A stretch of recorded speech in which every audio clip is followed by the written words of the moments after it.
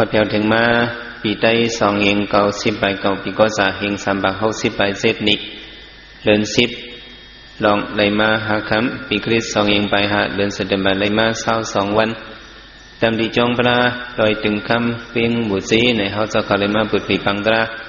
อุมธรรมสาปกกรรมเกาะเขายาม10วันว่าจะในแหละวันที่1มื้อนี้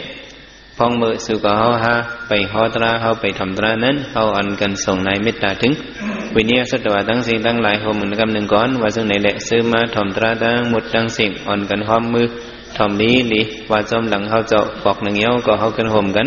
ส่งเมตตาฮับเมตตาซ้อมกันกว่า3ปองนะเมตตาไว้วางกุคนนังหากังละตังเป็นเมตตาไว้วางกุคนนังหากังละตังเป็นเมตตาไว้วางกุคนนังหากังละตังเป็นเมตตาไว้วางกุคนนังหากังละตังเป็นเมตตาใส่เฮาห่มหอมเบาให้เศร้าลดผีขินเมตตาใส่เฮาห่มหอมเบาให้เศร้าลดผีขินเมตตาใส่เฮาห่มหอมเบาให้เศร้าลดผีขินเมตตาใส่เฮาห่มหอมเบาให้เศร้าลดผีขินสัตวะดังซึงให้มุนซึงตอนเดือดซึนกัดยินสัตวะดังซึงให้มุนซึงตอนเดือดซึนกัดยินสัตวะดังซึงให้มุนซึงตอนเดือดซึนกัดยินสัตวะดังซึงให้มุนซึงตอนเดือดซึนกัดยินสัตวะดังซึงให้มุนซึงตอนเดือดซึนกัดยินสัตวะดังซึงให้มุนซึงตอนเดือดซึนกัดยินสัตวะดังซึงให้มุนซึงตอนเดือดซึนกัดยินสัตวะดังซึงให้มุนซึงตอนเดือดซึนกัดยินวิยาวิสาดังซึงให้มุนซึงตอนเดือดซึนกัดยินวิยาวิสาดังซึงให้มุนซึงตอนเดือดซึนกัดยินวิยาวิสาดังซึงให้มุนซึงตอนเดือดซึนกัดยิน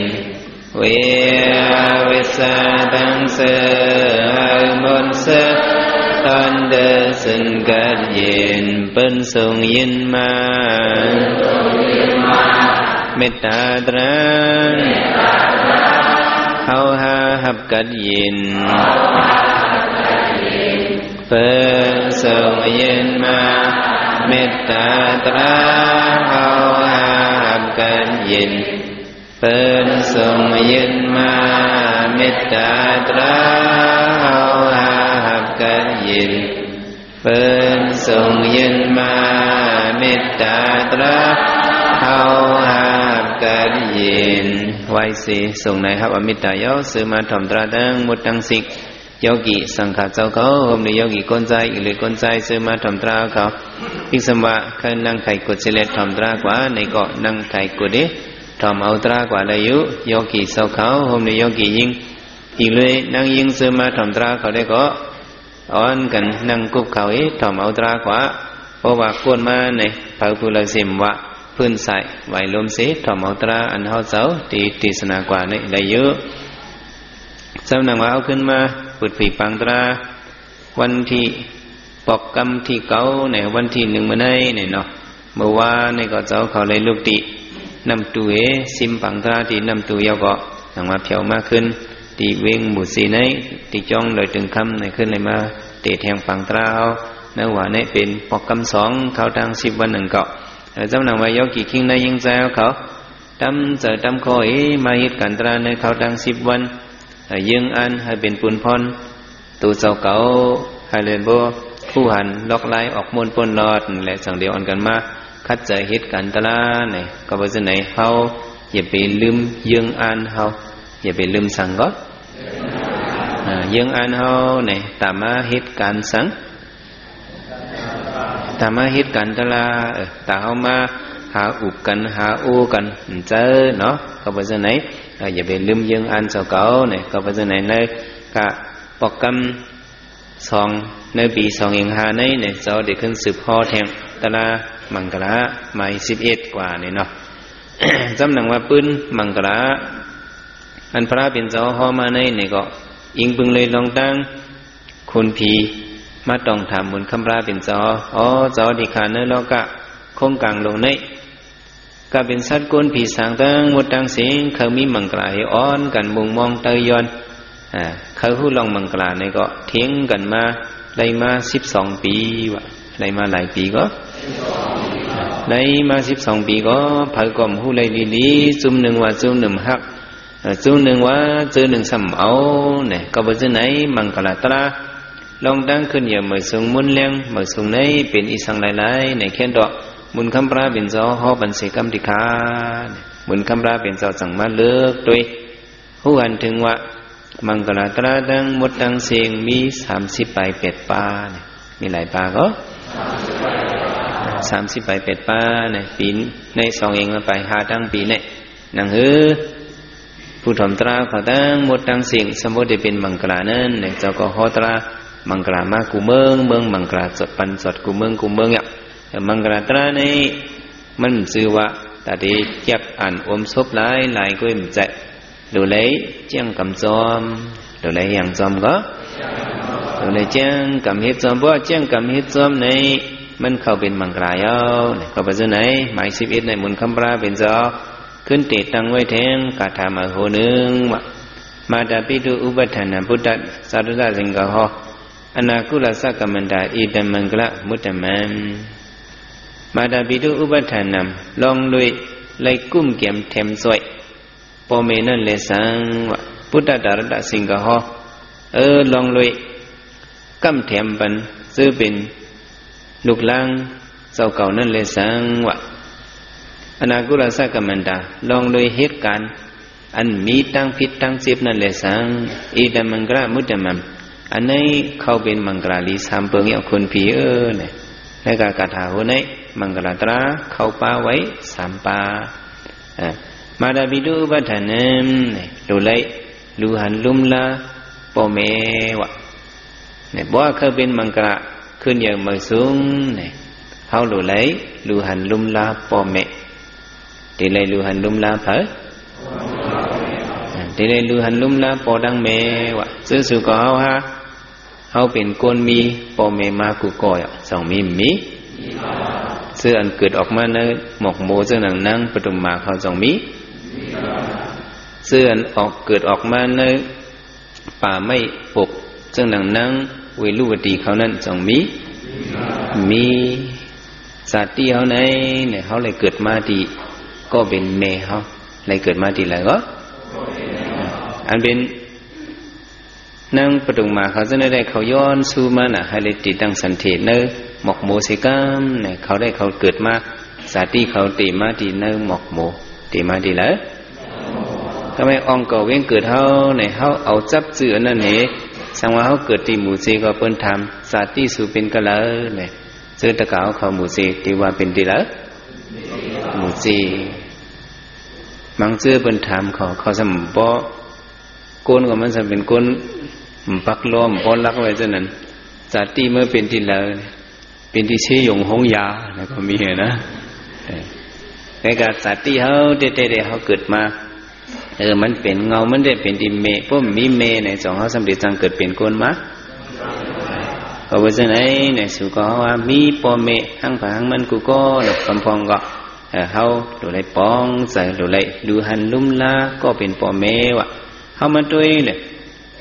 พวกคนอยู่ในโลกะคงกลางลงในเพราะว่าฮู้จักเยซูพ่อแม่เนี่ยคนก็นั่นก็มันขึ้นอย่ามาส่งไล่จังได้ขึ้นอย่ามาส่งไล่สังว่าคนนี้มันฮู้กว่าโอ้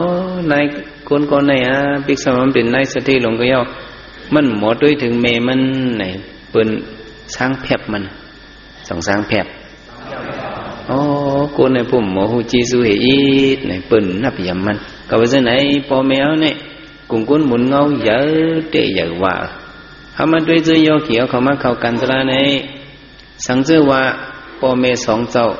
เกิดมาเนี่ยซื้อยอเกี่ยวเขาส่งได้เลยมาเหตุการณ์ตระจังหนังไหนเลยมาเหตุเกิดมาเยาเสตะสังว่าพ่อแม่เจ้าเก่าซ้ำลุ่มละเจ้าเก่าจะมือเล็กมือแรงน่ะสอมบันเตานมสอมบันตั้งกินตั้งยำเห็นเลี้ยงมาใหญ่มาลูหันลุ่มละมาหอบจิตขี้จิตเยี่ยวมาสังว่าคำลุ่มละเกิดมาให้เป็ดไว้จังไหนจ่องเขาได้เป็นคนไหลเป็นไงก็เป็นแมวเนี่ยเนาะเก้าเลือน10เลือนเนี่ยก็ป้าสันติเกิดมาหักเขาสิมืมไปหันนาเขานั่นเนาะก่อนหักเขาอันตั้งสิบนนึกโลกาเนี่ยเป็นเพอเนี่ยพอได้มาถามด้วยเป็นโปเมเขาสองแจ่มใจอันเขามาหักกำลืนเนี่ยมันชื่อว่าเขาหักเขาอันตั้งอันหักเขาอันตั้งสุดเปิ้นเนี่ยไปหันนาเขาเลยหักเขาเนี่ยเป็นเพอก็เป็นจังไหนโปเมเนี่ยเจสุเยอะวะพระเป็นเจ้าก็ฮอว่าจังมาตาปิตุกุโนอนันโตกุงพ่อแม่เนี่ยอนันตะนับอ่านตรักเนี่ยเสียงไรสองได้เสียงไรทำมาด้วยเนี่ยมุนคำพระเป็นเจ้าแตกไว้ตันเลยเนี่ยกุงพ่อแม่มุนเงาเขาเนี่ยมันเยอะตันเลยอันโยกี่เขาเลยมาให้กันตระเนี่ยกุงพ่อแม่มุนเงาสองเจ้าเจสุเนี่ยเยอะตันเลยเนี่ยมุนคำพระเป็นเจ้าแตกเนี่ยมันเสียงไรมานั่นร้อยในศาสนาพระเป็นเจ้าในพระเป็นเจ้าว่าร้อยสูงในเป็นร้อยเสาฟ้าร้อยอังก็ร้อยเสาฟ้าเนี่ยของเมื่อก่อนเปิ้นเต็มดิกไล่เนี่ยเปิ้นไปมีกำเต็มซึ่งในกำซึ่งในมันไปมีเลยเอากำกุดเนี่ยเนาะต้นไม้กุดกำกุดเนี่ยวิธีเต็มเสนอเป็นลำนั่นเนี่ยเหมือนคำพระเป็นเจ้าแตกเนี่ยว่าเอาร้อยเสาผ้าในเฮ็ดกำกุดแต่ที่เต็มซ้ำเอากลางหาวเนี่ยเฮ็ดเป็นจีวะกลางหาวจังกลางเฮ็ดเป็นจีซ้ำเต็มตัวลิกเสเต็มบรรกุงเจสุเมวะเจสุปอเจสุเมเนี่ยเต็มอย่าไปให้มันเบิ่นกันเสมิวเนี่ยเต็มก็ปิ๊กสมะกลางหาวเนี่ยตัวลิกเต็มกว่ามดเนี่ยก็กุงเจสุปอเมเนี่ยมันไปเต็มไรวะมันไปเสี่ยงวะเนาะเอาน้ำซ้ำเอาน้ำสังเฮ็ดซ้ำเอาน้ำสมุทรเนี่ยจุบให้เต็มหรือกลางหาวเนี่ยก็น้ำสมุทรเนี่ยตีเฮียงก็กะกุงเจสุปอเมเนี่ยมันไปหมดวะมันเยอะเดินนั่นกว่าปลาเป็นเจ้าก็แตกเนี่ยจังหวะจื้อสุก็ว่าเขาเกิดเป็นคนมาในลีลืมกุงเจสุปอเมสองเดลีลืมอย่าไปลืมตอนหนอกคำพระเป็นเจ้าเจมือจัดก่อนวันแรงเนี่ยเลยเป็นนกเกี่ยวเป็นนกเขียวจัดหนึ่งเนี่ยเป็นนกหางเงาะเป็นนกเขียวเป็นปุ๊กโกอันหัวจักกุงเจสุปอเมนกคำพระเป็นเจ้าอยู่ที่ป่าเถื่อนไม่นิ่วอันนึงสามีตะเปฝูงนกเขียวเขาในสามีเหียงตัวเขาก็มาหากินหายำเนื้อเถื่อนเนื้อคือถึงหนึ่งตะเปมันจุ่มหนึ่งเนี่ยสมหันเมียนยาปุ่งน้าก็หนึ่งผูกเขาไว้ว่านามันสามีเหียงตรงมีหลายตรงมีเหียงตรงเอวก็เนี่ยนกเขียวมาหันในขึ้นมาป้องเข่าถึงหนอกคำปลาเป็นเจ้าอ๋อเจ้าเฮาดีค่ะเนี่ยย่ำเหลียวเฮาก็หันมาตั้งกินเฮาป่าตั้งกินเฮาในหน้ามีเป็นเหียงตรงเนี่ยเอาจะกินเอาเนี่ยหนอกคำปลาเป็นเจ้าก็อ๋อตั้งแต่เปมาเนี่ยมากินติตรงนาปุ่งนาก่อนเนี่ยปุ่งนาก็เนี่ยน้ามันมีเหียงตรงเนี่ยก็ปุ่นตาหาปากนั่นมันสำเฮ็ดนาผักกันเห็นนาสังก็ น้ำผักอันว่าเนี่ยเฮ็ดเครื่องกันกะปะตังเบิ่งได้ให้ห้องวันน้าเครื่องเนี่ยเฮ็ดกันก็เครื่องเจอพี่น้องมันอ้อนกันมาจอยไทยบันผ่าบันซ้อมบันหวานบันเฮ็ดกูเมียวลุมลาหน้าผันหน้ามันอองลอกเผออองลองมันนี่บ่อะไรเข้ามา50ตังค์เนี่ยก็ปันกันก็25ตังค์ให้ในปันกันก็เครื่องในห้องวันน้าผักเนี่ยตังเบิ่งเอาได้เนาะในห้องวันน้าผักเครื่องกันอาดา5ปักตรงนั้นมันจำเป็นหน้าปุ่นดาเจ้าเก่าเนี่ยซ้ำจ้างเอาก้นกองมาเปิดหน้ามันปุ่งหน้าก็ลุ่มละก้นเปิดหน้าก็ลุ่มละตุ้ยนำหน้าสั่งนำหน้าถึงนั่งนกเขียวจะไหนมากินไผ่ตรงหน้าผักอันก้นซื้อคือปุ่งหน้านั่นเฮ็ดสังหางฟองไว้นั่นเนี่ยของมันเป็นหน้าออกลอกเผออองลองมันลอกเผอลอกมันเนี่ยก้นเปิดมันก่อนนำว่านกเขียวมากินเนี่ยอ่อนกันฮึบอ่อนกันลึบปืดเนี่ยนกเขียวเนี่ยมันเลยกินตั้งเลยโอ้ไผ่ตั้งเลยเข็นน้ำไหนเนี่ยมีนกว่าไผ่ตั้งก้นเปิดก้อเหลียวเนี่ยมันจำก้นมีก้อเหลียวก็นกเขียวเนี่ยจำเป็นอ่านปากมันเนี่ยมากินเนี่ยมันเป็นตัวหนึ่งลึบอะไรอ่ะเพราะมันลึบตั้งหนึ่งนกเขียวจำมินกว่าตั้งหนึ่งเพราะมันลึบตั้งหนึ่งนกเขียวจำกว่าตั้งหนึ่งมาเอากินอยู่กูวันว่าลึบไปดูก็จำไปกว่าติงทำกับตกติงมันก็ก้อเหลียวก็มันจำเป็นอะไรอ่ะมันก็จังกันลัดปุ่งหน้าก็เป็นเสาหน้าเนี่ยปุ่งหน้าเนี่ยย่ำเหลียวพอเลี้ยงย่ำเหลียวจังมีนกเขียวผงนึงเนี่ยลงมากินเขาเนี่ยเนาะเขาเนี่ยเปิ้ลเนี่ยลูกพี่ถือกล่อมปีอะไรลอยมาเด็กกึดต่อมันก็เนี่ยเด็กกึดสั่งมันลอยมาเด็กกึดต่อมันก็ขาดติเลยใส่ติเลยหย่อมือดาวปุ่งหน้าตีถือแหละในนกเขียวหังไปมาให้ให้นะคะมีตัวหนึ่งเช่นให้สิเบิ้ลตัวมันก็ตัวใหญ่ตัวมันตัวเอ็นอ่ะตัวใหญ่อ่ะตัวมันก็ตัวใหญ่พวกมันกินก็ซ้ำกินน้ำเสียเบิ้ลเล็ดก็มันเล็ดผายก็มันผายหนาวะพอเอากังปืดมัน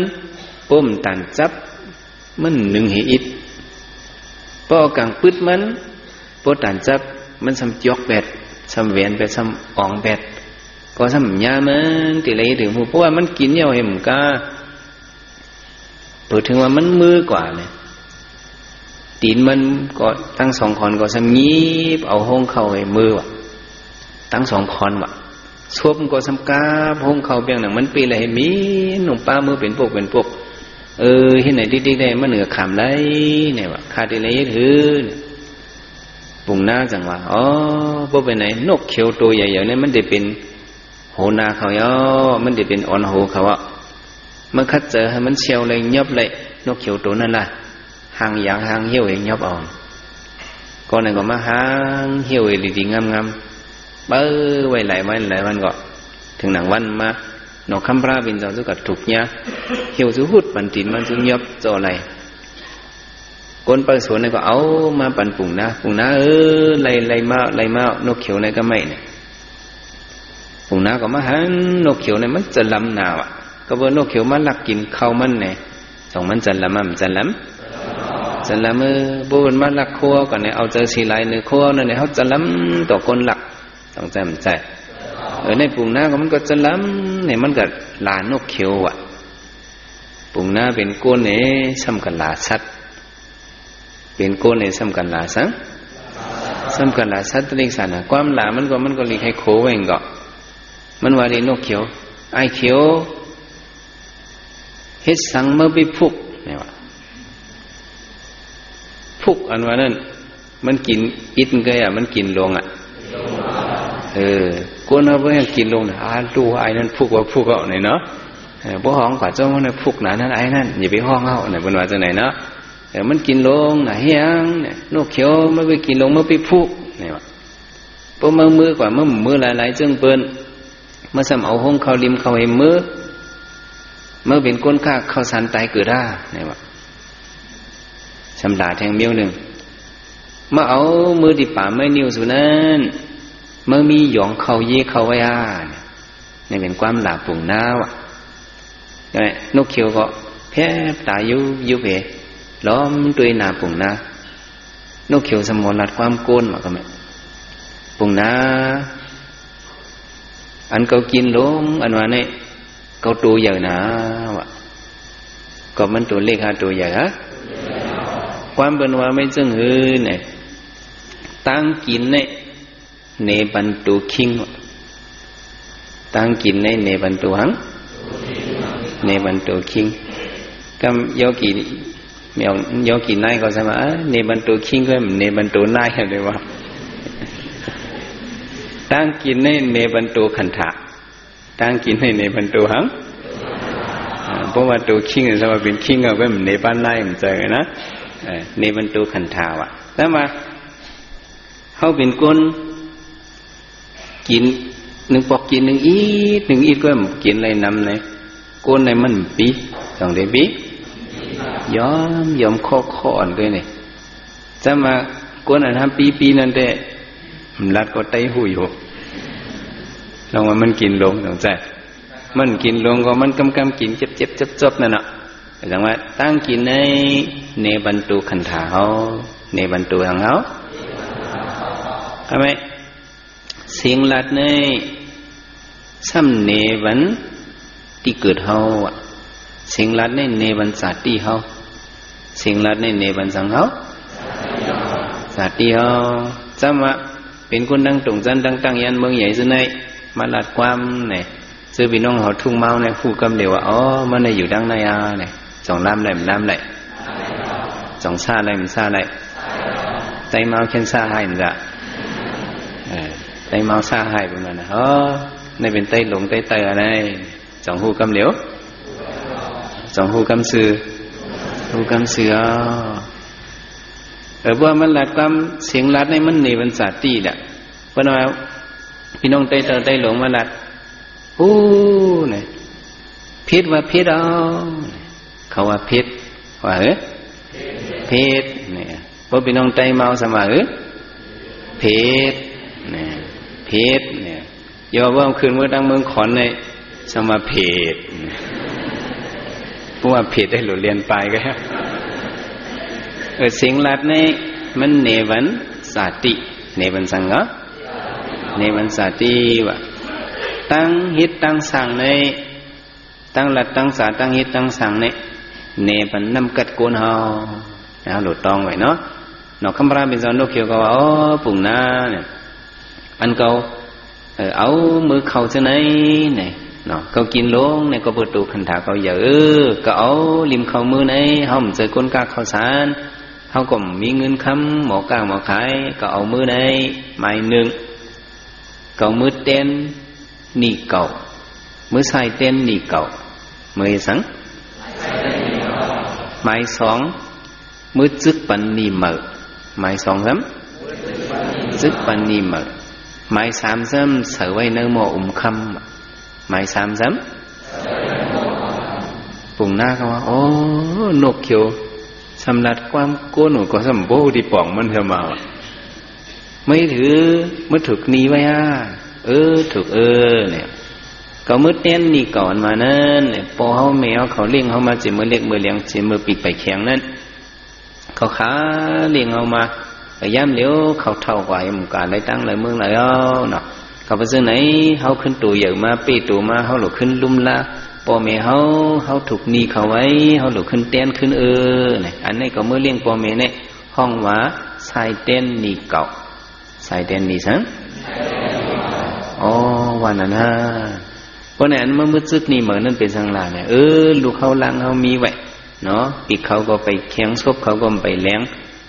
เขาก็ไปกว่าเลยพวกเขาหาบันเลี้ยงเขาก็เขาก็จังกินจังเป็นตัวเลยเขาเลยหาเลี้ยงเขาในเขาเมื่อเลี้ยงเขาไว้เด็กๆเนี่ยมันป่องว่าเขาซึกปันนีเหมือซึกปันนีฮังสุก็ในนี่เก่าก็มีนี่เหมือก็มีสองมีแต่ในเขาหลุดเลยซึกมันเป็นปุนพรเขาซ้ำเพียงเปลืองนึงเอาใส่เนื้อหม้อคำใส่เนื้อเลยใส่เนื้อหม้อคำนั่นซ้ำป่องสังหลานกเขียวเนี่ยเขาอยู่ที่ป่าไม้นิ้วนั้นเนี่ยเขาซ้ำเป็นผู้อ่อนโหเปิ้นแต่ปีเขาจะเนี่ยหน่อมือเขากวาดเลยไปฮอดอยู่ลีกินวันเจอเขา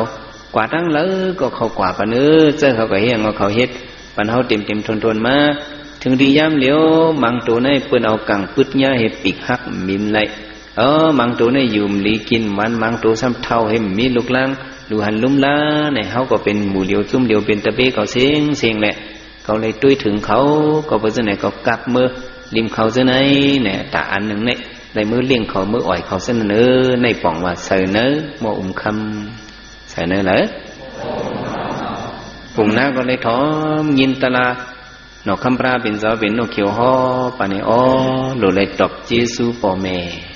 ตัวอะไรเหรอปุ่งหน้าก็ยินตลาเนี่ยเห็นนับย้ำหนอกคำปราเป็นเจ้าเนาะหิ้วอันพูดไว้ดิดดินนกเขียวหนอกคำปรานั่นก็ปุ่งหน้าไม่ลีปันเหไม่เอาน้ำมันตาปันเข้มน้ำมันนั่นน้ำมันปุ่งหน้าในเข้มแต่อะไรเนี่ยมันเขียวเป็นปากปอกว่ะเนาะเขียวเนี่ยมีขุงสุกให้ปากปอกให้ขึ้นออกมาตาบันไว้น้ำมันนั่นเป็นน้ำมันตาอย่าเย็นมันเจียวหายคำเดียวอ่ะเนี่ยไอ้นั้นเขียวให้ตาปันเนี่ยขึ้นปล่อยปันนกเขียวเมื่อในหมอหูจิซูพอเมก้นยังหลุดเลยหมอยังเมื่อว่าปุ่งหน้าว่ะก้นส่องดีเลยยังอันเป็นสัตว์ตริสันในยังหูจิซูพอเมเนี่ยจะเขาเป็นก้นเขาเขียนหลูหูยาวสองจำใจสัตว์ในทิเตมันเขาก็หูสามมิวไปติริสันนะเนี่ยติอิสันนะเนี่ยติสามเบิงอิสันนะเขาหมุนมันหูจอมว่ะเขาหูลองกินลองนอนลองพอกเขาหูสามเปิงเลยหูหลายเปิงก้นในสำจึก้นในหลูหูสี่เปิงหูกินหูนอนหูพอกหูกุศลอกุศลหูเจสุปอเมหูกุศลอกุศลเนี่ยเนี่ยเขาหลุดปองเสือเนี่ยเขาเป็นก้นในต่อสัตว์อหิปริสันนอกคำปราเป็นเจ้าเขายังหมดตอกเต้นเจสุปอเมเนี่ยซื้อสุก็เขาก็เขาอย่าไปลืมกลุ่มเจสุปอเมเนี่ยเจ้าใครสั่งอันไหนเนาะมาดาบิดุอุปทานนั้นเนี่ยเขาหลุดไหลหูเจสุเผยก็เจสุปอเมในความใต้เขาก็มันก็มีหลายမျိုးปอในก็ว่าเมในก็ว่าอูเมในก็ว่าลาเสียงห้างคำในก็ว่าลาเพห้างเสียงในก็ว่า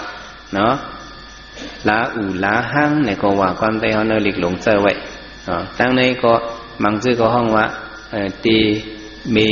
มาในก็ว่ามังซื่อผู้เป็นตั้งเจียงตุงในเขาห้องว่าอีปออีเมในก็ว่าเนาะอันนี้มันเป็นกลุ่มมุนเงาปอเมหมดอันนี้เป็นสื่อเสียงปอเมเฮาในเฮาหลุดเลยหมดตอบเต้นเจสุเฮามาด้วยนอกคำปราเป็นเจ้าเฮาเมื่อเป็นนกเขียวนั่นก็ฮะตอบเจสุปอเมเนี่ยมันจะถึงดีว่ามาเป็นพระเป็นเจ้าก็ย่ำลืมกลุ่มเจสุปอเมเฮามาด้วยพระเป็นเจ้าเป็นพระมาอย่างนาการเจ้าเย้าหมดเป็นพระบ่เย้าจัดในก็หลวเอานิกปั่นเว้ยกุยกะเกียนเจ้าปองเจ้าว่าหรือไล่ไซเต้นตอบเจซูปอเมหรือไล่ตอบเจซูก็เป็นเมเจซูเผยก็เป็นเมมันเจ้านางสิริมหามายาเนี่ยเกิดมันมาเจ้ามาเนี่ยเลย7 วันก็นางหอคำเนี่ยนอนเพกว่าไปนางหอคำเป็นสังกว่านอนเพกว่าในมันเป็นความห่างเคืองไตเขาเพราะเป็นเจ้าเป็นคนตายเนี่ยเขาก็ว่าสองมันสำเร็จแหลกเขาสำว่านอนเพเพราะมุนเจ้าหลอนมุนเจ้าตายเขาก็ว่าจะในสองสำเร็จแหลกเขาสำเร็จเลยว่ามุนเจ้าหลอนนี่เพราะเป็นคนมาคนมีสัตย์เขาตายในก็เขาว่ามันแหลกสองแหลกเขาว่าจะเสียงกามเอาว่าจะไหนโยคนหักเจอคือคนมีสายเจอคือนั่นพวกเขาตายกันเขายองกลุ่มเขาหลู่สายเจอวันเมื่อจังว่าจะมาเป็นก้นผ่านตายในสมาเนียนเที่ยวเนี่ย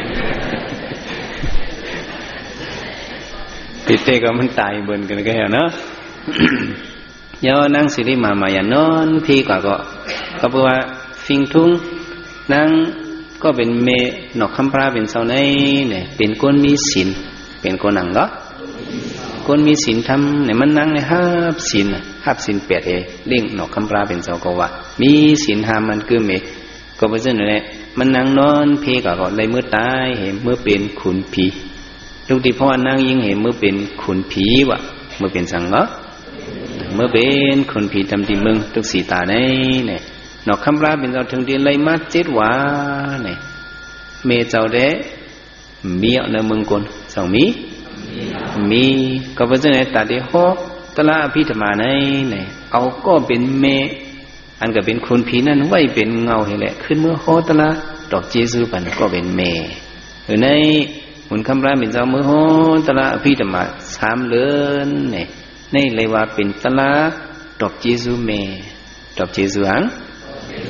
ในสมมติลายจัดกว่าก็ยังดึกกัดจอมตอบใส่เป็นเจซูเนี่ยดังว่าเขาก็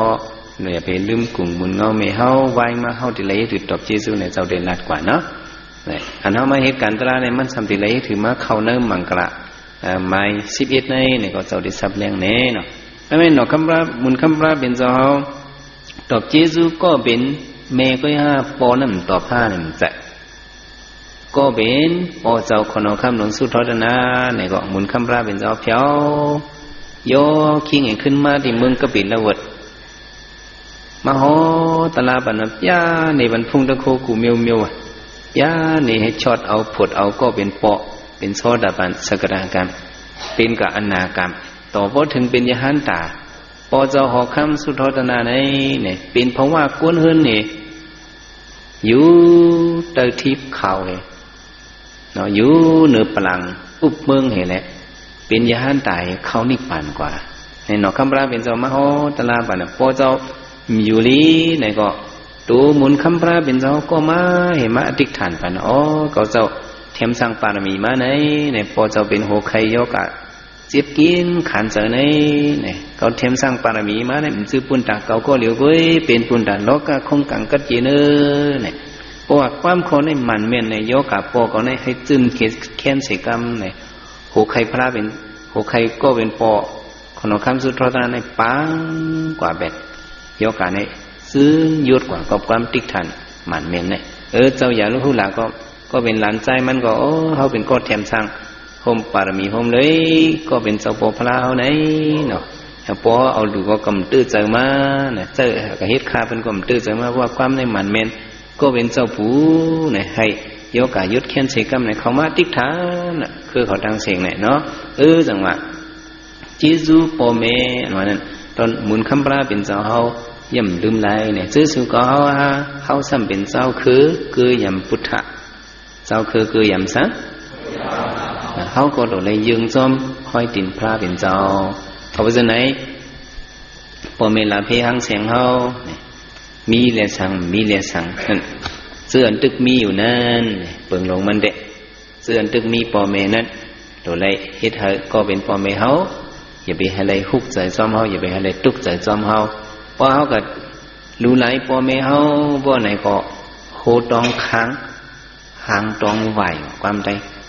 พอให้ตัวพอเมเขาลูกเขาหลานเขาแค่ให้หรือสิเขาสิบปุ่นน่ะสังจำใจนี่หันตาตัวทบมาตั้งนำเอามาด้วยตินวิมานวัตถุอันหนึ่งเนี่ยกลใจก้อนหนึ่งเมมันในฮักมันก็ว่าเป็นลูกใจเหลียวก็กับไอ้นี่ก็ซ้ำเป็นหือเนี่ยจึงหนังกำเตวว่าเข้ามาห้าวตำเนียวลูกใจเหลียวว่าอยากว่าเข้ามาห้าวตำเนียวลูกยิ่งเหลียวว่าอยากว่าก็ไหมก็เป็นไอ้คนใจของก็ในเมมันคามันหลีไม่ตามเมอันว่าเนี่ยตื้นคาลูกล่างหลีสังจำใจตื้นคาก็เป็นลูกในหลีขึ้นเยอะมาสูงเมมันตึกส่วนมันใจกะฮับสินนี่แหละลาโชลีโชวันมันกว่าอีกคนใจมันก็ได้มันกว่าสิบปอกเมงก็ลาที่นี่ลาที่นี่ปุ่นพรเขาก็เป็นเมนได้มันกว่าปอกว่ามันได้กว่าปอกว่าลาที่นี่เฮ็ดหือก็มันกว่าใจใจกะลากะฮับสินในวันหนึ่งก็ได้ปันเมื่อเงินเหียงหนึ่งวันนั้นวันหนึ่งข้าได้กว่ากะฮับสินวันหนึ่งนำวันหนึ่งวันหนึ่งเร็วๆไว้กะหาไปไล่เงินมาเหียงหนึ่งเอานั้นฮิตกีลังมันให้กะหาก้าไข่เจ้ามีมอมวันเจ้านั้นสมีอันล่างมันนำมาอินพวกก้าไข่ในมีเงินนำเนี่ยใครกินทางก็เลยใครถือก็เลยเข้มเล็บนายก็ได้หาเงินให้เลยนำก่อน จะเป็นเข้าผลเข้าล้มผลอย่างล้มลงเนี่ยเขาจำเป็นอยู่จำพังปังไหลก็ไม่ฮื้อเป็นจำเป็นออกกับก้าเมืองไกลวะมันจำเป็นย้อนขออนุญาติเมมันเมปันข้างสีกำขาวลุกที่กับก้าเมืองไกลเมืองนั้นแมวก็ปันข้างเงินเฮงเมื่อกันฮับสีนั่นข้าก็มากล้าขายอะไรมากเงินอ่านหัวหมื่นหัวเสียนมาเนาะนังเฮติเบนสติสตินั้นข้าได้ย้อนกับก้าจำฮือสังพอลำนั้นดังในก็เป็นเมมันว่าอย่าไปกว่าลูกคำว่าในแมวนอนพนันหลีหันลูกใจเป็นจังนั้นจังไหนในน้ำมิกมันหลีอย่าไปกว่าเนี่ยก้นเท่ามันมีน้ำมิกน้ำมาขังเอาคำหมอเก็บน้ำมิกลูกอ่อนหนุ่มนั่นมันเจ็บน้ำมิกนั่นมันยุ่มอันก้นเท่าวะจองยุ่ม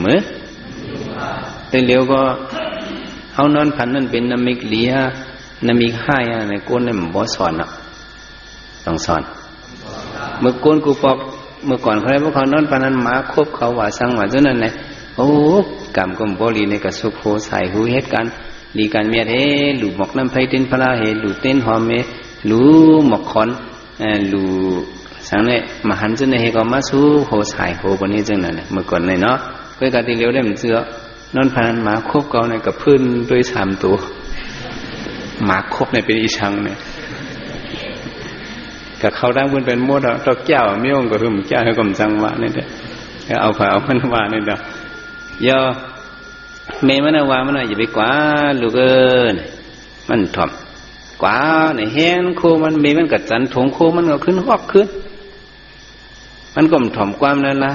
ตื้อเห็นลงเฮินกะเมงจอมจานแขนมันก็มันพังเบ็ดเมงสมมติร่วมก็มันพื้นไหวด้วยเมงเละกับจ้อมกอดเอวมันก็มันเอางอกศอกมันดำบันเมมันเองหวงร่มกว่าติ๊กเมมันเนี่ยมันกว่าตานได้กับจ้อมกอดมาเกามันกอดขามันเนี่ยมันก็ตีนถีบเมมันอ่ะตีนถีบเมมันโตซามันก็ออกมามันใครกับกากอะไรโลภะเอาโลภะตีเป็นเงาซ้ำเป็นโตซาต่อเมมัน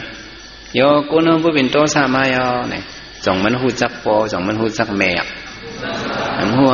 นายเท่านั้นปืนให้กรรมในกระทั่งดีเนี่ยเม้งก็จ้ำจันอย่าไปกวาดดูกดดูกัดดูข้าเนี่ยจ้ำกดจ้ำคอตีนมันเนี่ยมันก็ลากลงกว่าทดเม้งก็กิ้งก็จ้ำตังกำลื่นเมมันในให้ดูความป่วยมันจังเอาตามือซ่อมปันนาผักเมมันหน่อยตามือนอกปันนาผักเมงก็ปีนลมตายลืมกว่าไปเลยมันก็ขี่เฮยกว่าเดี๋ยวนั้นมันพิษยาสั่งพิษยาแม่พิษยาทางเนาะพิษยาแม่ตั้งกว่ากรรมมันให้ดันเลยพวกกับเพียวเฮือก้นขี่กว่ามีเป็น5 ปากเนี่ยคือเขาเนี่ยกับค้ำเนื้อกลางน้ำเปิ้นลงล้ำด้วยก็เติมมันมีสังอาอ่อนกันมาไวมาพายกันแล้วก็เฮือเนี่ยมันกว่าเกี่ยวเฮือเนี่ยจังหวะเนื้อเขาเนี่ยมันปากลมีกรรมพิษหรือก็ลพิษปอเมได้ป้ามาในเฮือในเขายำยามาหลายปอก็ในเต็มนะเอาแก้เล็บใหม่มาอันหนึ่งเอาแก้เล็บใหม่มา5 ปากอันแต่อันในมาเต็มไว้กลกรรมให้แต่ไม่ว่ากลกรรมให้เอาแก้เล็บใหม่เสือเนื้อถ่วงไงทั้ง5 ปากเขาค่อนจุกละมาจุกเลยปลาจะบางอย่างปลาเลยนะมันจุกเต็มมีหังเพื่อกันย่าเจ้าไอก็เห็นเมงเลยบางอย่างมันว่ากลกรรมให้เป็นเมื่อกลกรรมให้คนกับบางอย่างมันเจอในก็มาจุกในมันไม่เมียนขิงมันว่าเลยมันเจอกลมไปหันเจอมันหันเจอจุกแทงปอกก็หลุดจุกหัวตั้งเปิ้นนี่วะเมื่อใครจุกหัวตั้งก็จุกอะไรเป็นเสือเนื้อถงเข่าเพื่อนกับจุกยังตึกย่ากลกรรมให้วะยังเจอเมื่อไงเขาจุกกลางมันก็เงี้ยเขามาจุกหัวก็เงี้ยมันเจอเขาไปจุกกำลื่นเปิ้นสมาจังไหนวะเปิ้น10 บาท90 ใบเขากองจุกเลยมันป้าคนกำให้คือเขียนอันตึกมาเป็นมันวะเป็นเมื่อก็อย่างนั้นคนตั้งสิ่งจะได้ขำตายเนี่ยเปิ้นเป็นไรตาปุ่นปังตั้งจุ่มได้ยอมซุ่ม1 ผู้ในหรือเป็นเมื่อไงเปิ้นก็เอาขัดปีมันมาเนี่ยเอามันต่างปันมันตั้งกินมันพองไงคือมันกว่าเป็นไก่มันก็ห้องให้คือลงมันก็ออกไปเลยกว่าอะไรมันเนี่ยไหลกว่าจมน้ำซ้ำกึ่งกลางตาย ก็ไปสังจอมกุมมันเนี่ยหมุนมันหับศีลวันเหลียวหับศีล8วันเหลียววะหับศีล8หลายวันเหลียวโยกี่เขาก็หับศีล8เมื่อไหร่ไรมาหลายวันอ่ะไรมาวันเนาะสืบเพียนแทงอ่ะนะใช่ไหมโยกว่าไหลก็จำนำติ๊กไหนเจ้ากับเพียวที่กุลอันหนึ่งนั่นจำเป็นนั่งผีเวมาดิ้งกับปิกตาเขาอยู่เศร้าไว้นั่งผีจังไหนก็ห่างลีห่างเราซ้ำมีเจ้ามีโผซ้ำกับเป็นนั่งผีวันมีไว้4นางมีหลายนาง4นางห่างลีเสนางคนเตะเขาจำเป็นนั่งผีปิดตาเข้าบ้านเนื้ออสุราละ7 วันสำหางลีเหมือนนั่งผีอยู่จอมป่วยผีจิมผีบน7 วันเยาวค่ะสำเทียง7 วันสำกับคำอะไรโอ้7 วันเยาวสำคัญออกมังอะไรสำคัญว่าเป็นนั่งผีแต่นั้นมันเป็นทางนั้นมันเป็นก้นเหตุกรรมไรหรอก้นเหตุกรรมซะอากุศลก็เหตุกุศลก็เหตุจอมกันเลยเนาะบางบอกกะหาการกุศลเหตุ7 วันสำกะหาอากุศลเหตุ7 วันเนี่ยมันก็เป็นเช่นนั้นว่ะเนาะเยาก็แม่มันใจเนี่ยเพียวคือมันปีมันลองกับเพียวกับพวกเนี่ยเขาก็มาหับมันโอ้นี่เป็นก้นใจถูกเป็นจอถูกเป็นผู้เขาเนี่ยเอาเห็นรู้แล้วมันเลยหอนั่งผีเขา7 วันโยโป7 วันเขานั่งในสำหายกว่ามันหนึกม่วงไว้อย่างไหนสุกาเลยมา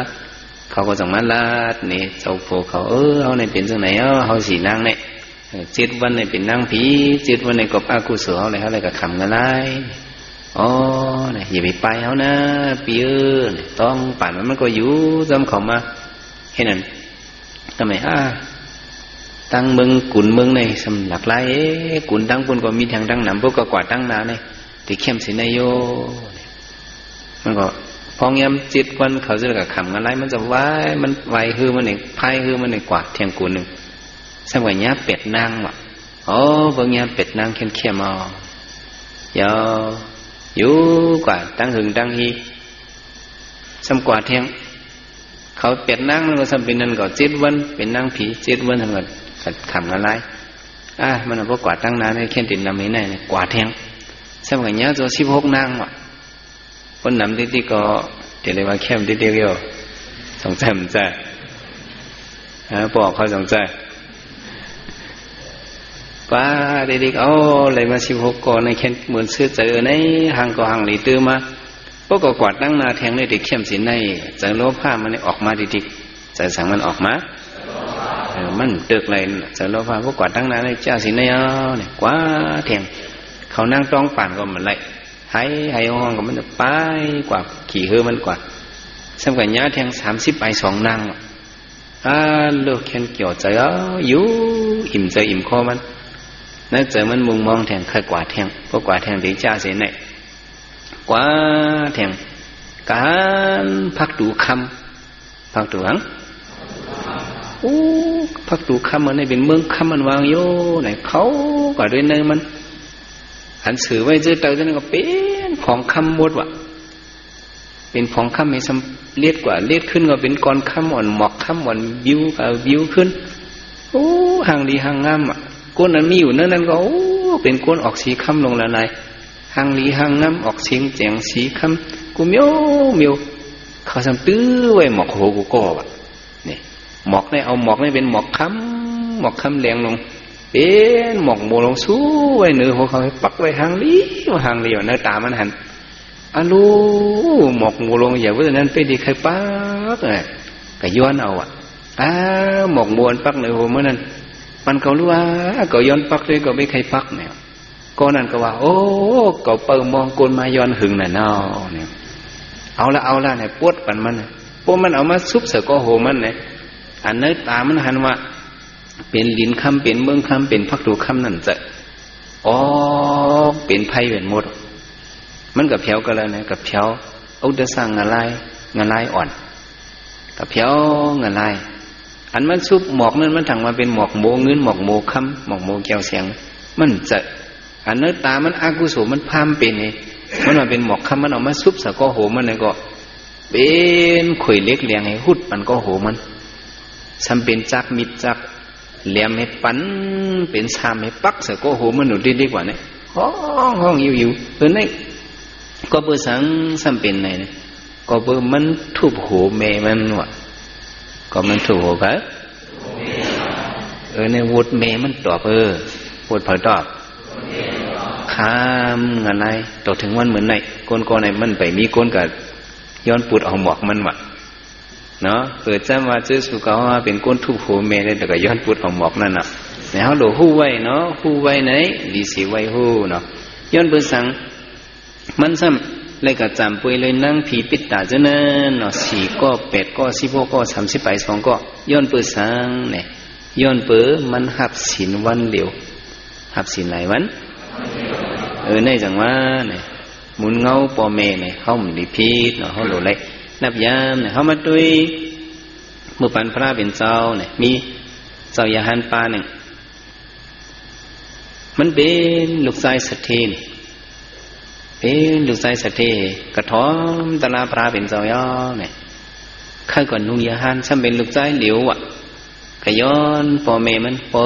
เมก็เป็นลูกชายใครก็เฮ็ดยาหันเมเขาอ่ะห้อมปันกว่าเลยลูกเมื่อไหร่เมื่อจึงหมักตาเขาย่อห้อมผัดเมื่อไรบ่มในหันนาเมื่อลูกในเขาเจิมซื้อเนี่ยขย้อนกับเฮ็ดยาหันอ๋อเนี่ยอุเมเนี่ยมันปันตีเจมือเจ้าอย่าหู้ละพระเป็นเจ้าเอาลูกใจมันเจ้าอย่าหู้ละเฮ็ดเป็นเจ้าสังเนาะเนี่ยคนเอาคำสุดรัตนาเนี่ยก็ย้อนต้องปั่นไว้เจ้าดิค้าเนาะเอาเข้าเนื้อศาสนาในเด็กก็มันดีอยู่เฮ้ยกะ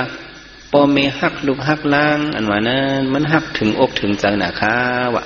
เจ้าสมาเอ็มเอาเก็บเอากับเฮ็ดเป็นยาหันเนี่ยก็เป็นปอเมเนี่ยมันตื่นใจหนาว่าเจ้าค้ายังเป็นสกดากรรมค้ายังตื่นใจอ๋อวะหักลูกเนี่ยหักถึงเนื้อหักลูกเนี่ยหักถึงแล้วหักลูกหักถึงเนื้อหักหลานตื้อถึงลูกวะ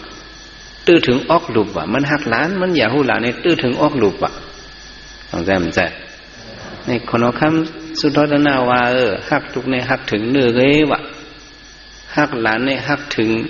ตื้อถึงเนื้อออกลูกวะต้องใจมันใจกำพองในจังลูกเขาก็ลูกเขาถ่อมกล้ามเขาก็เอาเบ็ดก็คำเกี่ยวนั่นเลยหมางเป็ดเมื่อมันเจอลูกเขาผัวมีหลานมาเลยเนี่ยขึ้นหับขึ้นต้องใจมันใจก็ว่าจะไหนหักลูกหักถึงเนื้อหักหลานตื้อถึงออกลูกว่าความใจว่าเนาะเนี่ย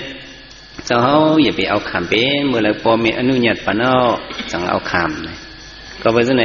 เจ้ายาหันบ้านในก็พอมีมันคว้างบ้านในมันจังกับเฮ็ดยาหันเมื่อที่เข้าสิมว่าเพิ่นก็ทำล่ะเนาะจังไรขออนุญาตที่ปอเมห้าเนี่ยถามเขาไรข้าอ้อในจังไรเฮ็ดยาหัน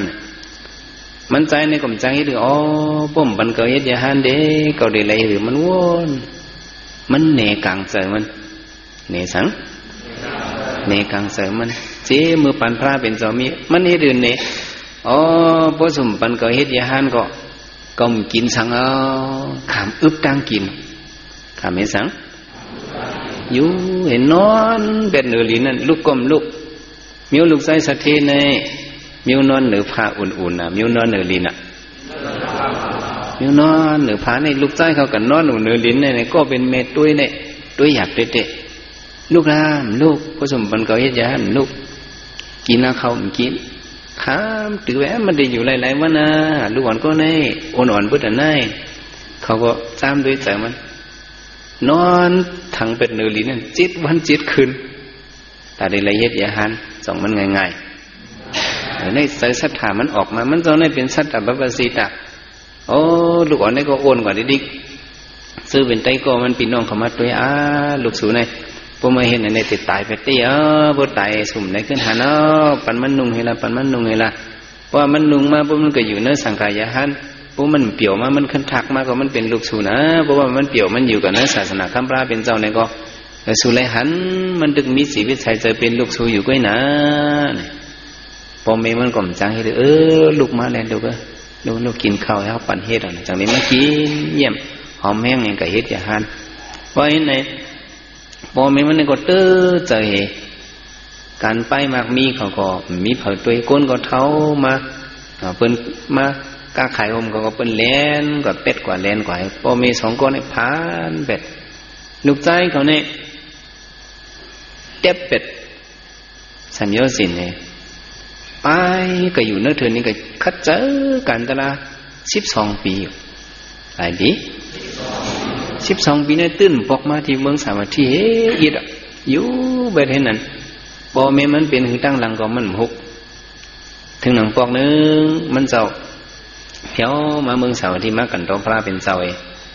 กระตุ้งซ้อมยานเมื่อก่อนนี่เลยตุ้งซ้อมกระตุ้งซ้อมในเมืองโยกว่าเนี่ยกะหันกวนเท่า2 เกาะขอกินย้อนกินมันเจ้ากระตุ้งซ้อมให้ล้อมตุยหมุยนายอ่อนตกตันไว้ซ้ำบ่หันกันหันจำได้ซ้ำไปแจ้งกันเปิดตุ้ยกับตุ้ยขึ้นปู่เท่ายาเท่า2 ก้อนในตุ้ยซ้ำเป็นโอมันเมมันเป็นกวนย้อนแบบเขาพานไปนั่นน่ะข้าวตั้ง12 ปีในไปบางมีก็ตัวเฮือนก็ขายไปเลยมีอย่างไงก็ย้อนกินข้าวเพิ่นเขาบ่มีลูก3ก็มาหันกันให้ต่อกันก็อยู่ติดสลบปานนี้หรือล่ะลูกของมีเผาตุ้ยหาคนเท่านะจึงเมื่อลูกไปเฮ็ดไรแม่ก็ให้ดอกลูกมันบ่มันก็ให้มันเจ้าก็ให้มันก็เป็นผู้ดูสินงั้นน่ะมันก็ให้อย่าไปใครเจอปอแม่เขาเป็นยาหันในก็ข้าได้หาลิ่งปอแม่ในไรอยู่กาเนี่ยย่อไอ้นั่นมันสำตีหรือเลี้ยงเลยมันจะกระตุ้งซ้อมไก่หยังกระตุ้งซ้อมพวกมันจะไรมาเนี่ยมันกินเอามาให้ปอแม่ในดูด้านบันปอแม่เขาเนี่ยเอาเขาซ้อมมันเพใส่บันปอแม่มันปอแม่มันก็เลยกินมาหึงเอาคัดเจอกินซ้ำกินหวานที่ดีกว่าก็ไม่เอาแล้วกินมันเจ้าในมังบอกแต่ลูกมีย่อมแปลงค้าลูกได้ขึ้นกับตุ้งก็ไรอยู่ค้ามังมันเจ้ากับตุ้งไรมังมันเจ้ากับตุ้งเนี่ยมันไหลซ้อมแทงอ่ะมันเจ้าก็มาล้างสปิดมันให้กินน้ำล้างสปิดที่นั่นมังมันก็เลยกินกว่าอันตั้งเนี่ยมันเจ้าหนุ่มปีห่างก็ห่างเลี้ยงเราถึงเดียวมันสำเร็จหาเลี้ยงป้าปอเมมัน2 ก่อเนี่ยมันเจ้ามันได้กินอิ่มกลางค่ำก็สำเร็จซุ้งเองเนี่ยโยมันเจ้าในยอมกว่าเด็กๆซื้อบินไอ้ก็มันเจ้าสมถะให้หรือเจ้าอยู่ในศาสนาเนี่ยเปียวเคยทักเลยยอมใจข้าในให้ยังด่าเนี่ยค่ะบ่เลยกินซ้อมหึงเนี่ยว่าอึบมาในเนี่ยบ่เป็นไงเจ้าไม่ดือลาเนี่ยขาวตุ้งซ้อมเลี้ยงปันพอเมตุ้งซ้อมเลี้ยงเพอตุ้งซ้อมตบจีซูปอเมมันวะโยเขาเป็นสังขายานลงเนาะเขาเป็นสังขายานเนี่ยเขาทำให้ยังกับตุ้งซ้อมเลี้ยงก้นเฮิรนเนี่ยมันเลยเฮ็ดกุ้ยมิวเนี่ยอ้อนกันซี่มันเจ้าก็เจิมลีน้ำลีตามลีเขาก็ลัดถึงพระเป็นเจ้าดีค่ะมันเป็นยาฮันนี่กับตุ้งเขาเลี้ยงก้นเฮิรนค่ะดีเฮ็ดค่ะมิวในพระเป็นเจ้าก็ห้องมาเจ้ายานอ่อนมาเลยเจ้าอย่างกระตุ้งเข่าเลี้ยงก้นเฮิรนไหนเนี่ยใช่ค่ะเนี่ยก็เลี้ยงเผอเป็นเผอเนี่ยเป็นปอรังเมฆาเนี่ยผู้เป็นปอแม่ในเลี้ยงเจ้ายาฮันเนี่ยพระเป็นเจ้าก็ปั่นแห้งมันเจ้าพระเป็นเจ้าขึ้นไข่เนี่ยจัดอันเลยเนี่ยสู้นะเฉียมะหลายอันเจ้าเก่าดูหันลืมละเลี้ยงปอแม่ในมันเป็นหลายเจ้าผู้ลีเขาในเป็นเส้นตั้งเจ้าผู้ลีเป็นเส้นตั้งไปก็เมื่อเก่าพระเป็นเจ้าเป็นหน่อร่องนั่นก็ไปหาเลี้ยงปอเมเนี่ยอย่างขึ้นไข่เนี่ยปืนส่วนน่ะอันขายาซี2 เกาะเนาะขาก็มาตีสันเทติวันตำงะขาซ้ำไข่เฮ็ดตำงะเนาะถ้ามาเป็นนาเฮือนก็เนี่ยมันไข่เฮ็ดตำงายก็ขับไปก็เฮ็ดจะเสแบบการอากุศลเนี่ยมันไข่เฮ็ดเนี่ยใช่ไหมพอดีเป็นยาซีมาก็คุณอินในสัมพันธ์ยาซี2 ผู้เท่าเนี่ยที่เป็นตามหมอเราบุตามหมอเนี่ยเต็มมีเพลุหันลุ่มลาเนี่ยสังปังเอาคุณพีนอกคำปราเป็นเจ้าในลงมาติสันตินอกตาติสันตินั่นเนี่ยก็ยาซีเนี่ยก็ต้องคุณอินเนี่ยก็ต้องปั่นให้ยาซีห้อมส่องกันเนี่ยก็ข่าวว่าปั่นสีนฮักเนี่ยเขากำมาเจมือแล้วเนี่ยเจ้าคำเคยนั่นก็มือนามา2 เจ้าเด็ดทุกขาแต่เป็นคนทุกขี้ตาหมดเขาไปซึ่งไหนนำไข่ห้อมส่องกันจงเกินเฮิรนในก็ กันโตเจ้าปอยเสียวแค่นต่อเอามือกับยิบปันใส่ลีเจ้าเมียเสียอีกหนึ่งค่ะเห็นนั่นก็ตีสันติไม้ก็เลี้ยงมาเป็นนกคำพระเป็นเจ้าสุวรรณาแฉมในเนาะกำเลื่อนมาเยเสียในก็กัญญางูตาหมดไปเลยนกคำพระเป็นเจ้าสุวรรณาในจังก็เลยหาเลี้ยงหาหมักไม่หมักดอกให้เลี้ยงพ่อแม่มาในพระเป็นเจ้าขึ้นห่อขึ้นปืนอันในปันในมันเป็นตาได้ดูหันลุ่มน้ำพ่อแม่ในเป็นสังขารยานก็เยาะเป็นพระก็เยาะดูเลยตบเจซูพ่อแม่จงจำใจเจอเป็นก้นเฮินเนี่ยแค่ดูเลยตอบยาวต่อเจ้าผู้ทอดผู้เมียเขาเนี่ยยังลืมกลุ่มเจซูเนี่ยซื้อสุกก็อย่าไปลืมหามาด้วยอย่างนั้นในการโลกีในวะเขาเอาตึกเอาวันเมืองตึงกาเป็นเกี่ยวแสงเงินคำเนื้อกำผาในเขาเพียวซิมออกมาหมดเอามาปั่นเมเขาเอามาปั่นปอเขาในก็เจซูมันไปตอบสิ่งเนื้อดิกเนื้อทำในว่าเอาก็เป็นปออยู่หัวมาภายขาเอาก็เป็นเมย์อยู่เนื้อหัวมาภายไส้เฮาปอเมย์เขากินเนื้อในเยี่ยมเนื้อในขี้ใส่เนื้อในเยี่ยวใส่เนื้อหัวมาเขาเนี่ยเนื้อกองหลังเขาเนี่ยเลี้ยงปันเขาแค่อาบน้ำก็อาบปันเนื้อในลุ่มลาปากปีก็ลุ่มลาต่อสู้ก็ยกcùng Giêsu po mẹ này phải một xiềng vậy,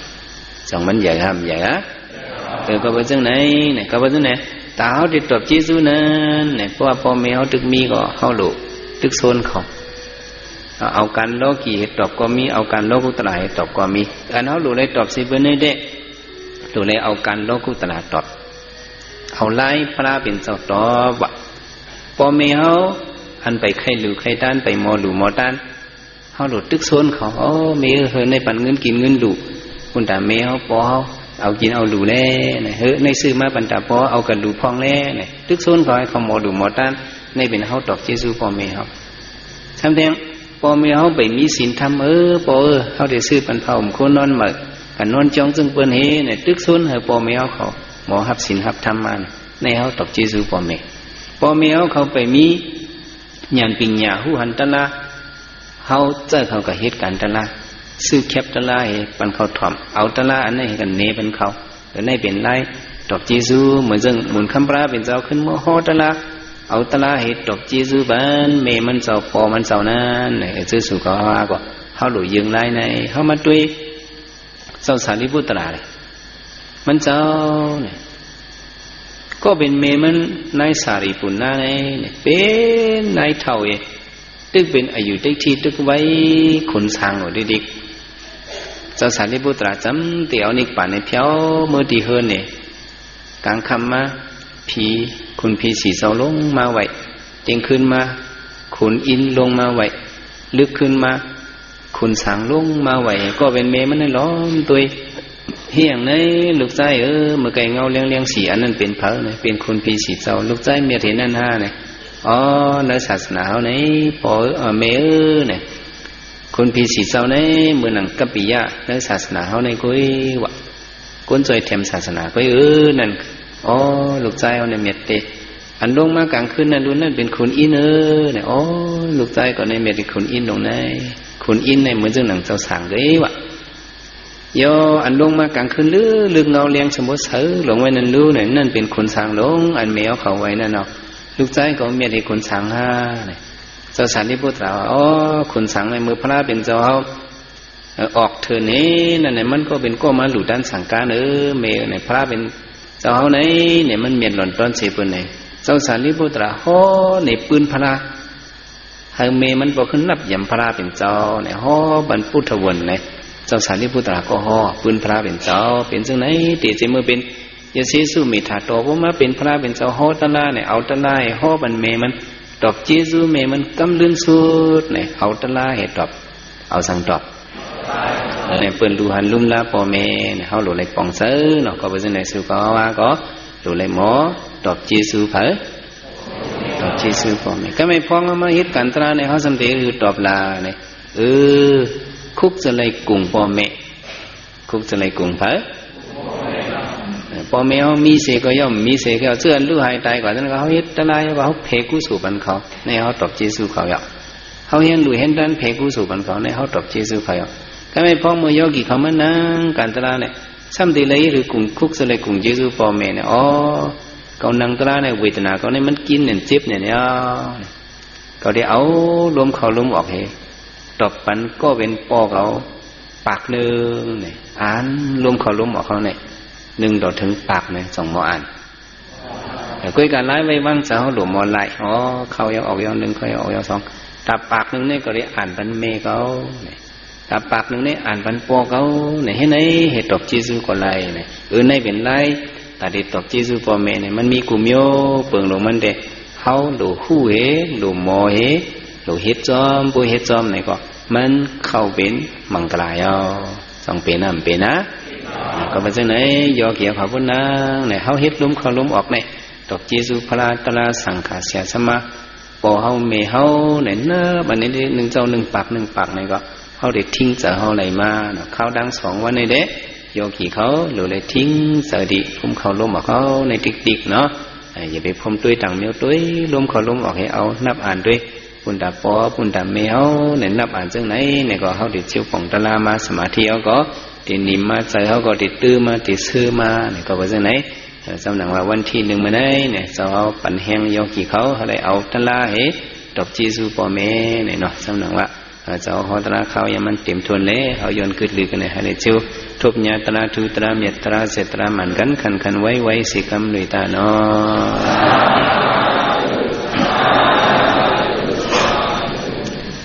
กุศลมีดีในมียามีนะเอาคาเสียดกาไทยตาบารมีมาไหลเส้นกำบักตั้งสิ่งตั้งลงในเสียมดีเสียมสักสิมสัตสิมโกนวิเนียสัตวาในสัจจวลีอนันตสัจจวลีตั้งสิ่งแก่นดอกOm som som sa thu anumodana lấy cảm cu sở chúc hình bên gan sinh sinh si cam đi ca no sa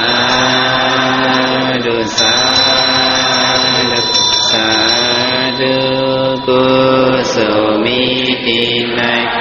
mi ya mi na ma ca sia ta ca lấy ta ba mi ma đại sen cầm phà đang sinh đang đón nay xiêm phi xiêm sang xiêm sát xiêm con vị nia sát đầu nay sát chawali ananta sát chawali tăng sinh khen đo zum zum sa tu anumodana lấy cảm cu sở chúc tình bên gan sinh sinh si cam đi ca no sa tu cu sở mi ti nai mi ya mi na ao ca sia ta ca lấy ta parami ma đại sen cầm bà đang sinh đang đón na xiêm phi xiêm sang xiêm sát xiêm cốt vị nia sát đà nay sát chawali ananta sát chawali tăng sinh khen đo zum zum sa tu anumodana lấy cảm cu sở chúc tình bên gan sinh sinh si cam đi ca no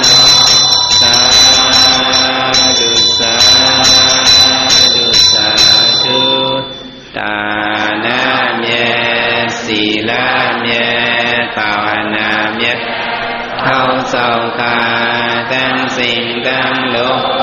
ya đô hồng đô hai phi im ầm đây côn hiểm ầm đây sát đà hiểm ầm đây yon phẳng phẳng vai nơi mà ô trái ao ca